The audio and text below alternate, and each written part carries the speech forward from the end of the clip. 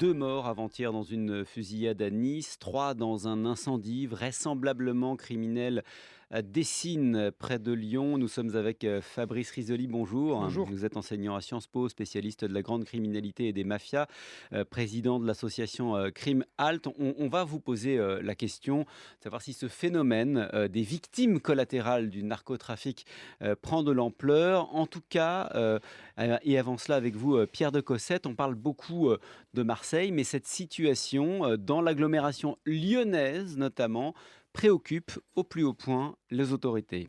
L'an dernier, à Lyon et dans les communes environnantes, Villeurbanne, Vaux-en-Velin ou Vénissieux, la police judiciaire a compté une trentaine de meurtres ou de tentatives en lien avec la criminalité organisée. La hausse ces dernières années est très marquée, décrypte un policier. Fini l'époque où les barons locaux de la drogue se partageaient les territoires avec une sorte de pacte de non-agression.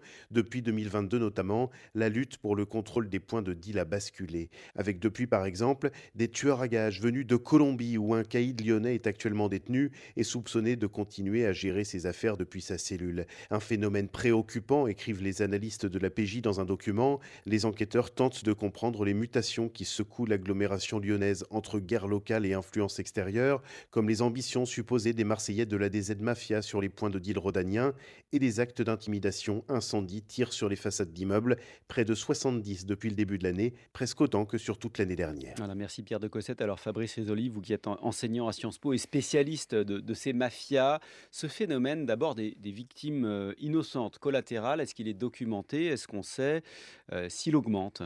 Alors, pas vraiment. À part Crimalt, personne ne s'en soucie.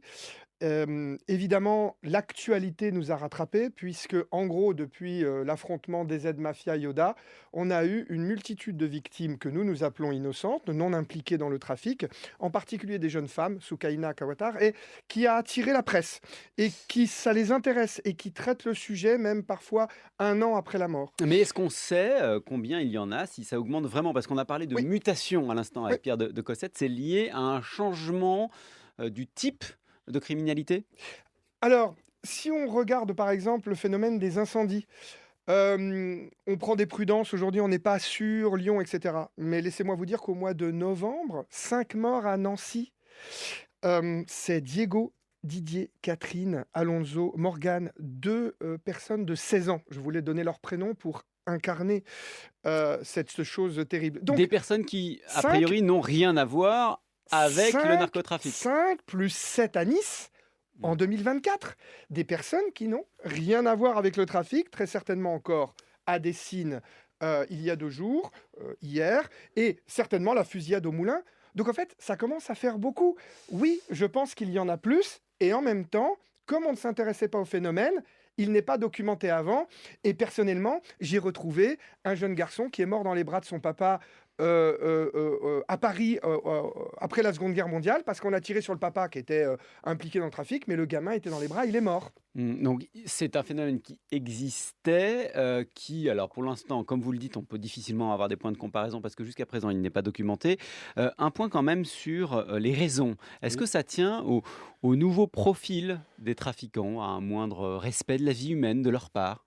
Alors, il y a un côté effectivement, usage de la violence complètement débridé sans tenir compte, des conséquences.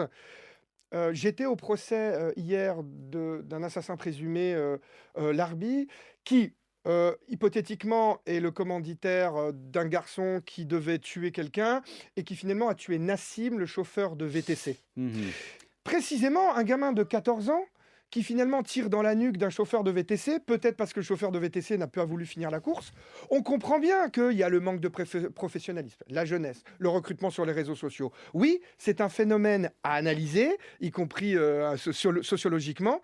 Il n'empêche que des victimes innocentes, il y en avait avant. Par exemple, dans la tuerie de Marseille dans les années 70, Mmh. on dit il y a 2 proxénètes proches du clan Zampa qui sont tués, mais les autres victimes, on s'y intéresse pas. Mmh. Et donc ça n'est pas complètement nouveau. Non. En revanche, évidemment, il y a la volonté, puisque maintenant, voilà, on s'y intéresse spécifiquement, à ces victimes collatérales du narcotrafic, de lutter, contre ce phénomène. Comment l'endiguer? Alors, comment l'endiguer? L'État fait beaucoup de progrès, confiscation des biens, mais effectivement, sur cet usage de la violence, absolument, frénétique et sans conséquence. Comme je vous le disais, par exemple, au procès, la personne vous disait, elle avait déjà fait 10 ans de prison, elle a été de foyer en foyer, etc. Et elle vous disait, bah ouais, mais moi je défends ma famille. Mmh. Et puis vous savez, on meurt toujours un jour.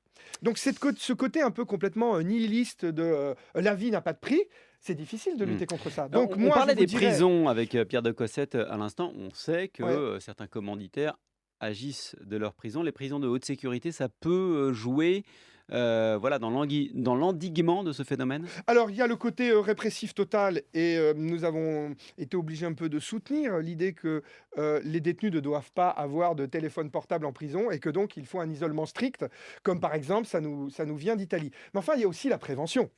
C'est-à-dire que ce qu'on découvre, c'est des failles de l'accompagnement de ces jeunes tueurs, notamment le tueur de Nassim.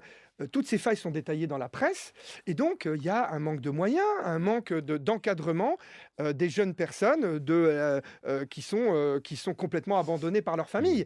Donc il y a les deux pans. On peut toujours isoler les gens au maximum, éviter qu'ils commanditent des assassinats de leur prison, parce que c'est inacceptable. Et en même temps, il y a un travail à faire pour que la société ne produise pas de tels tueurs. Mmh. Heu, Parlez-nous aussi de ces affrontements, vous nous parlez, du clan Yoda, de la DZ Mafia, là aussi, nouveaux types d'organisation et donc nouvelles pratiques et nouveaux risques, à prendre en compte pour les autorités? Oui, alors nouveau risque, non, hein, on s'entretuait déjà avant, on tirait parfois. Je rappelle aussi que le crime organisé doit, sa naissance et sa force à l'industrie du proxénétisme, je parle depuis un siècle, et que les grandes victimes étaient les femmes et qu'elles sont les grandes oubliées, de victimes systémiques du crime organisé en France depuis une centaine d'années. En revanche, la DZ Mafia, j'insiste, lorsque Nassim meurt, Mmh.